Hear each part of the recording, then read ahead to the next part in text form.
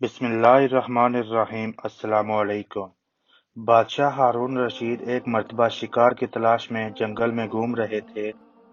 گھومتے گھومتے رستہ بھٹک گئے اور جو کھانے کا ساتھ سامان لائے تھے وہ بھی ختم ہو گیا اور پیاس سے پریشان ہو گئے۔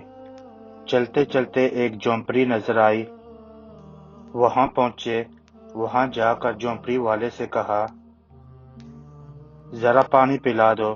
وہ کہیں سے پانی لایا اور ہارون رشید نے پینا چاہا تو اس شخص نے کہا، امیر المومنین، ذرا چند لمحے ٹھہر جائیے، پہلے یہ بتائیں کہ یہ پانی جو اس وقت میں آپ کو دے رہا ہوں، اگر یہ پانی نہ ملتا اور آپ کی پیاس اتنی ہی شدت سے ہوتی جتنی اس وقت ہے تو بتائیے اس ایک گلاس کی قیمت کیا لگاتے اور اس کے حاصل کرنے پر کتنی رقم خرچ کرتے؟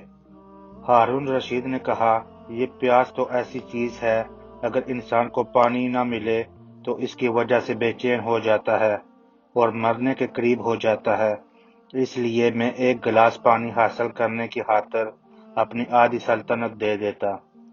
اس کے بعد اس نے کہا، اب آپ پانی پی لیں۔ ہارون رشید نے پانی پی لیا۔ اس شخص نے ہارون رشید سے کہا، امیر المومنین، ایک اور سوال کا جواب دے دیں۔ انہوں نے پوچھا، کیا سوال ہے؟ اس شخص نے کہا، ابھی آپ نے جو پانی پیا ہے، اگر یہ پانی آپ کے جسم کے اندر رہ جائے اور پیشاب نہ آئے تو پھر اس کو نکالنے کے لیے کیا خرچ کر دیں گے؟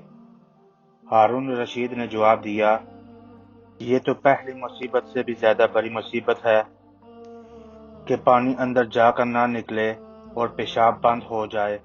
اس کو نکالنے کے لیے میں آدھی سلطنت دے دیتا۔ اس کے بعد اس شخص نے کہا، آپ کی پوری سلطنت کی قیمت صرف ایک گلاس پانی ہے۔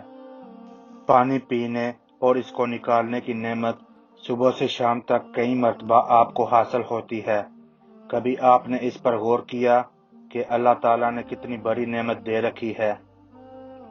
دوستو، اسی لیے کہا جاتا ہے کہ بسم اللہ الرحمن الرحیم پڑھ کر پانی پئیں اور پھر پانی پی کر الحمدللہ کہیں۔